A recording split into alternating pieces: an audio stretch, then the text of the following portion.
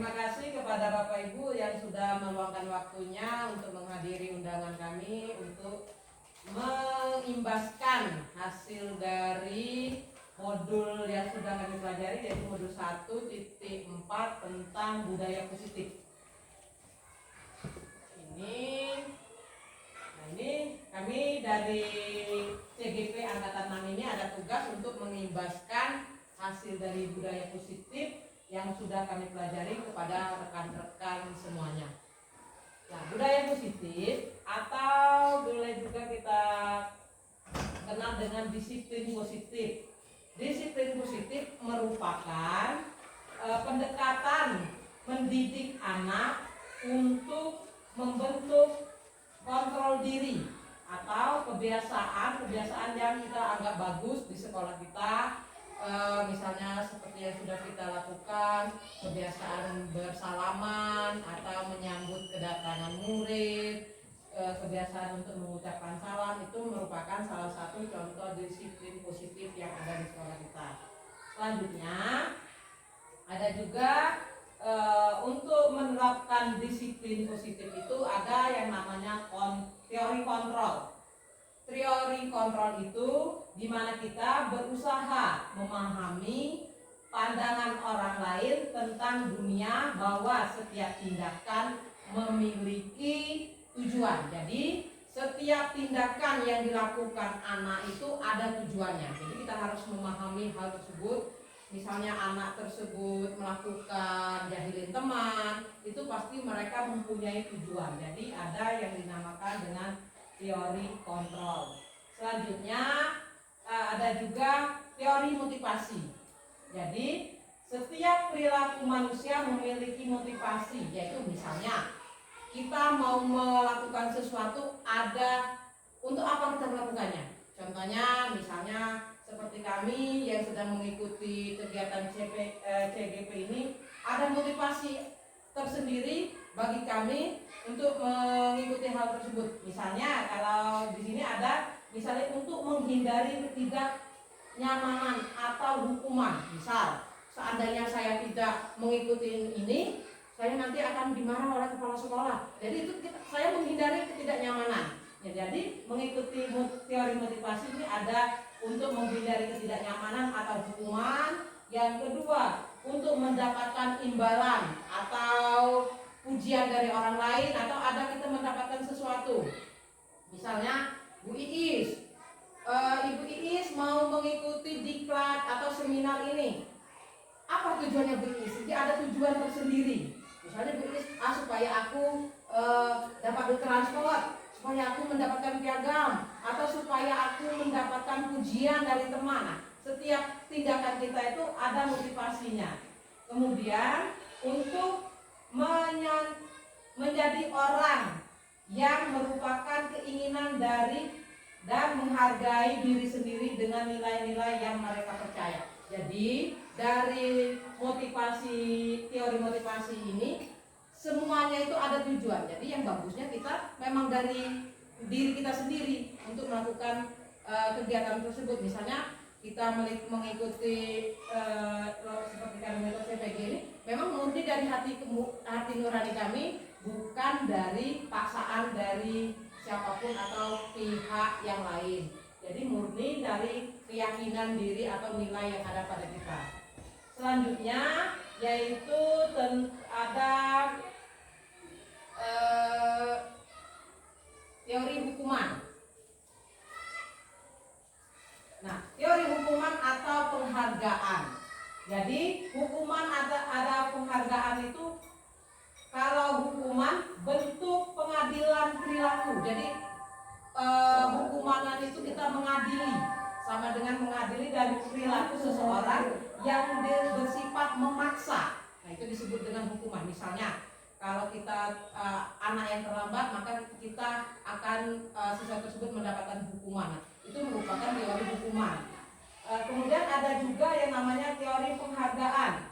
Bentuk pengadilan perilaku seseorang dengan suatu benda atau peristiwa yang diinginkan, yang dibuat dengan persyaratan hasilnya jika ada berhasil melakukan ini. Misalnya apabila siswa mendapatkan maka kita akan menghargainya, misalnya berupa piagam atau berupa hadiah. Nah, itu merupakan teori penghargaan. Tapi kalau hukuman tadi sama dengan teori pemaksaan. Jadi kalau kalian tidak seperti ini, maka kalian akan mendapatkan ini. Nah, jadi seolah-olah dipaksa. Tetapi kalau teori penghargaan itu biasanya yang bagus, perilaku atau budaya positif yang bagus, itu teori penghargaan.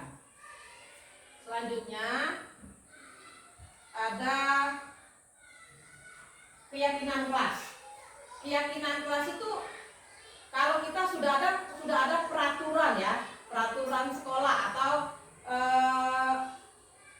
bedanya antara keyakinan dengan peraturan itu, kalau peraturan kan kita yang buat, sedangkan keyakinan itu semuanya terlibat seharusnya, seperti guru, warga sekolah, dan juga semua siswa. Nah, ini kalau teori keyakinan kelas itu nilai-nilai kebajikan atau nilai-nilai yang kita sepakati antara guru dengan siswa. Kalau keyakinan kelas, tapi kalau keyakinan sekolah, guru, kepala sekolah, staf, dan juga siswa. Itu kalau keyakinan sekolah. Nah, kalau keyakinan kelas, kesepakatan yang ada di kelas, apa yang boleh kita lakukan di kelas tersebut, apa yang tidak boleh kita lakukan. Nah, ini salah satu contoh keyakinan kelas di kelas 4B. Nah, ini prosesnya, proses pembuatan keyakinan kelas yang sudah kami lakukan. Ini dengan cara saya membagikan kartu atau kertas origami kepada siswa. Saya bagikan kertasnya, kemudian saya berikan satu siswa tersebut kertas. Dia menulis apa keinginan mereka yang mereka lakukan di kelas. Apa keinginan mereka. Setelah mereka menuliskan keinginan yang mereka inginkan, kesepakatan di kelas, kemudian setelah itu disimpulkan. Kan mereka sudah menuliskan satu persatu. Setelah itu dikumpulkan, ditempel di papan tulis. Mereka saya minta ditempelkan di papan tulis. Kemudian baru kami kesepakati keyakinan kelasnya. Nah, setelah mereka membuat keyakinan, kemudian kita simpulkan secara bersama. Misalnya, apa keyakinan yang paling banyak mereka inginkan? Contohnya yang ada di kelas 4B, yaitu datang tepat waktu. Nah, kemudian apa lagi? Selain tergantung kesepakatan kelas yang ada di kelas kita. Nah, itu keyakinan kelas.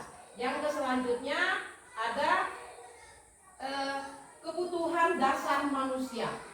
Nah, jadi kebutuhan dasar manusia ini, setiap perilaku anak itu pasti ada hal yang menyebabkan mereka melakukan tersebut. Contohnya, kalau ada anak yang di kelas kita, misalnya dia itu ngantuk, dia itu tidak fokus, dia itu jahil, itu ada hal yang mempengaruhi di diri dia, kenapa dia melakukan hal tersebut. Contohnya, misalnya kebutuhan dasar manusia itu yang pertama misalnya bertahan hidup.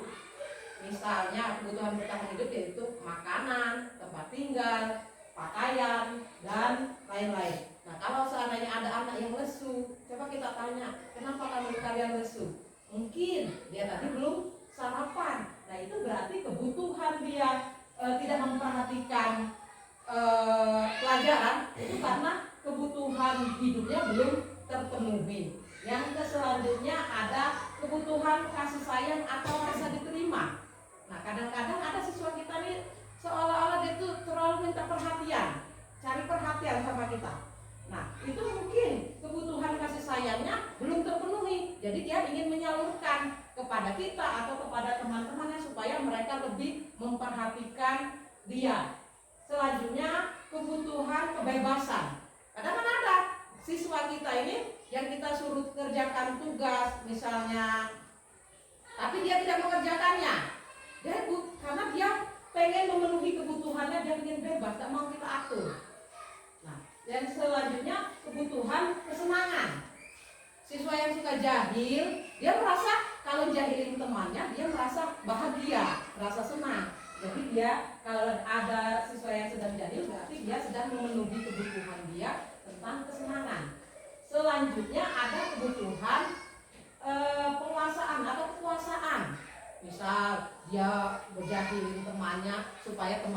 jadi takut sama dia, atau dia pengen menjadi penguasa, pengen diakui sama tidak ditindas. Nah itu kalau dia hal tersebut mereka lakukan karena mereka pengen memenuhi kebutuhan dasar dia, yaitu tentang penguasaan. Jadi semua tingkah laku manusia itu dipengaruhi oleh 5 faktor tersebut, yaitu ada kebutuhan hidup, ada kebutuhan kasih sayang, ada kebutuhan kebebasan, ada kebutuhan kesenangan, dan kebutuhan penguasaan. Yang selanjutnya yaitu posisi kontrol. Nah, jadi dalam menyikapi perilaku siswa, khususnya kalau kita sebagai guru, jadi kita harus memposisikan kita itu sebagai pengontrol atau posisi kontrol. Nah, posisi kontrol ini ada 5. Yang pertama, penghukum. Nah, posisi kontrol sebagai penghukum ini yang kadang-kadang masih sering kita lakukan. Nah, masih sering kita lakukan, misalnya kalau anak itu berbuat salah, kita langsung menghukum dia, ibaratnya tidak boleh seperti, kamu harus seperti ini. Kenapa kamu seperti itu? Jadi kalau kamu melakukan hal ini, maka Bapak akan hukum. Nah, itu posisi penghukum. Yang berikutnya ada yang namanya posisi kontrol, kita membuat rasa bersalah. Jadi anak itu seolah-olah kita, kalau rasa bersalah ini kata-kata yang kita gunakan itu lembut sebenarnya. Kenapa kamu seperti itu? Tapi kesannya ini memberi rasa bersalah, kita memojokkan siswa kalau dia itu salah. Tidak boleh seperti itu. Kau tahu tidak akibatnya kalau kau seperti ini? Misalnya seperti itu. Misalnya ada siswa yang terlambat. Kenapa kamu terlambat? Tahu tidak akibat kamu terlambat? Akibat kamu terlambat, jadi teman-teman kamu tidak bisa belajar gara-gara kamu. Nah, itu sebagai posisi pembuat rasa bersalah. Yang berikutnya kita posisi sebagai teman. Nah, posisi sebagai teman ini juga sering kita lakukan. Kita merasa supaya siswa itu lebih akrab dengan kita akan menjadi posisi sebagai teman. Tetapi posisi sebagai teman ini kadang-kadang siswa itu akhirnya terlalu, ibaratnya bahasa kita terlunjak dengan kita. Kita seolah-olah tidak dihargai oleh siswa kita. Yang berikutnya sebagai pemantau. Sebagai pemantau ini kita sebagai hanya mengontrol mereka. Tidak melakukan hukuman, tetapi kita hanya mengontrol dari jauh perilaku siswa tersebut. Nah, yang terakhir yaitu yang paling bagus itu sebagai posisi manajer. Kita menganalisa apa yang dilakukan oleh siswa kita ini, kita analisa terlebih dahulu. Kenapa dia melakukan hal tersebut? Kemudian setelah itu kita cari alasannya. Kenapa anak tersebut, misalnya ada anak yang terlambat, kita tanya dulu kenapa dia terlambat, apa alasannya. Kemudian kita tanya apa kesepakatan yang sudah kita sepakati. Nah, itu sebagai kita bertindak sebagai manajer. Jadi yang paling bagus tindakan kita itu sebagai manajer. Yang berikutnya yaitu setelah posisi kontrol, ada tindakan anak, tingkah laku siswa. Kita sudah mengetahui apa alasan dia melakukan hal tersebut. Misalnya mereka mau memenuhi kebutuhan kebebasan mereka, sudah kita lihat. Kemudian kita sudah mengetahui posisi kontrol kita mau bertindaknya seperti apa. Kemudian baru kita melakukan segitiga restitusi, yaitu kita menstabilkan dulu identitas anak. Nah, misalnya kita stabilkan dulu, kenapa kamu terlambat. Nah, setelah itu validasi tindakan. Kalian tahu nggak apa kesepakatan kelas kita? Misalnya kita tidak boleh datang terlambat, Bu. Nah, itu memvalidasi tindakan. Yang selanjutnya menanyakan keyakinan. Nah, keyakinan kelas kita yang sudah kita sepakati apa? Terus solusinya bagaimana? Jadi kita melakukan segitiga restitusi ini, benar-benar kita memecahkan masalah anak ini dengan tanpa paksaan. Ya, kira-kira ada yang mau ditanyakan?